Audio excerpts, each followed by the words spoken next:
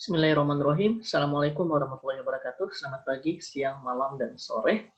Nah, pada hari ini perkenalkan saya Muhammad Kurniawan dari kelas A dengan NIM C01201078 akan menjelaskan tentang alur penglihatan.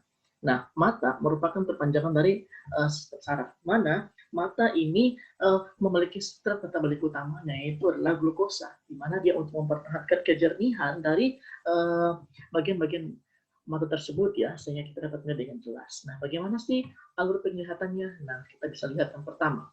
Ketika ada cahaya yang masuk ke mata, maka dia yang pertama kali itu akan menuju ke yang namanya adalah kornea. Kornea ini merupakan media refraksi mata ya, yang pada bagian anterior di sini ini merupakan kornea. Kemudian setelah itu dia akan masuk menuju ke yang namanya adalah kamera anterior.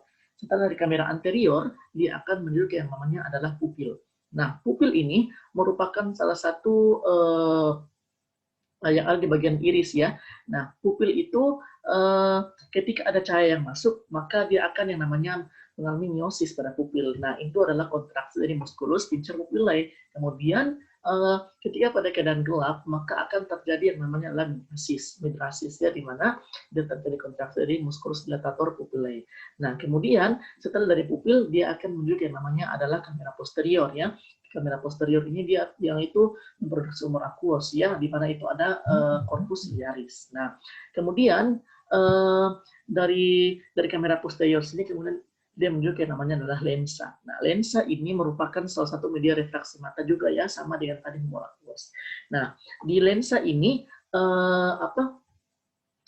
ketika ada cahaya ketika kita melihat benda yang dekat, maka dapat menyebabkan otot siliaris ini dia akan berkontraksi sehingga lensa ini dia akan menjadi lebih cembung.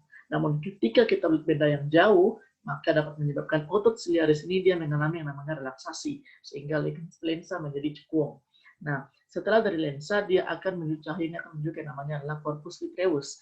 Nah, corpus vitreus ini dia merupakan bagian dari refraksi mata juga ya. Bagian dari yang namanya adalah media refraksi mata juga. Nah, kemudian setelah dari corpus vitreus, dia akan menuju ke retina. Intinya, cahaya yang jatuh di retina itu harus tepat pas jatuh di retina, sehingga kita dapat melihat dengan jelas. Nah, namun ketika pas jatuh tepat di retina, maka itu masih dalam keadaan mini, dalam keadaan terbalik. Nah, apa sih yang membuatnya dia supaya terbalik lagi, sehingga kita dapat melihat secara sempurna, oh kayak gitu, sama persis. Nah, namun ketika pada awalnya itu dia masih terbalik, masih ini. Nah, bagaimana? Nah, kita akan bahas selanjutnya nanti.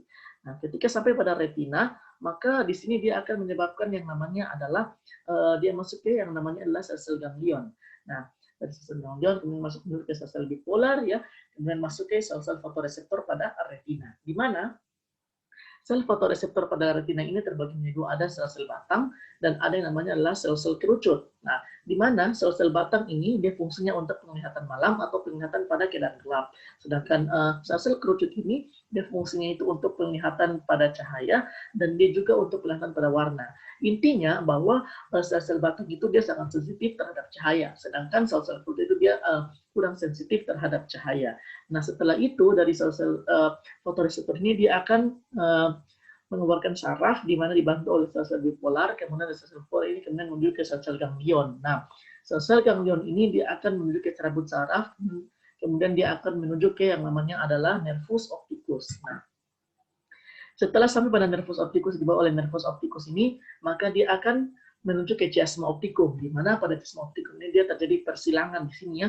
Ternyata retina nasalis ini yang mengalami persilangan di chiasma opticum, sedangkan retina temporalis dia tidak mengalami persilangan di sini ya pada chiasma opticum. Nah, setelah terjadi persilangan pada chiasma opticum, maka dia menuju ke namanya tractus opticus. Nah, selanjutnya setelah dari tractus opticus, dia akan menuju ke yang namanya adalah thalamus di korteks cerebral sini ya. Jadi dia itu ada beberapa nukleus, dia akan sampai dari cahaya dan retina sini dia akan sampai pada beberapa nukleus, di mana yang pertama itu adalah nukleus pretektal dia untuk mengatur pupil, kemudian ada nukleus supra suprasiamatik ya, di mana dia untuk yang namanya adalah siklus kardian kita atau siklus tidur bangun kita. Kemudian ada yang namanya adalah colliculus inferior ya, dia untuk mengatur otot-otot ekstraokuler. Kemudian ada satu lagi yang paling penting itulah nucleus genitulatum lateral. Nah, di mana dia di sini untuk penglihatan secara jelas pada mata ya. Kemudian dari sini dia akan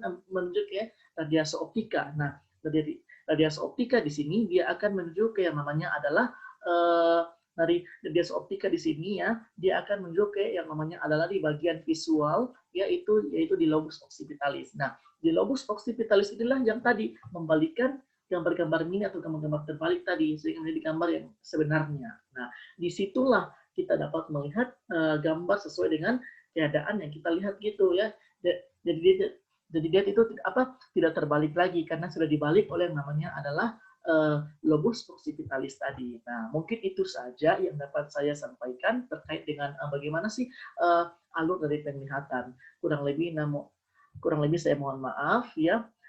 Bila ada kekurangan mohon dikoreksi. Terima kasih. Assalamualaikum warahmatullahi wabarakatuh. Selamat pagi, siang, sore, dan malam.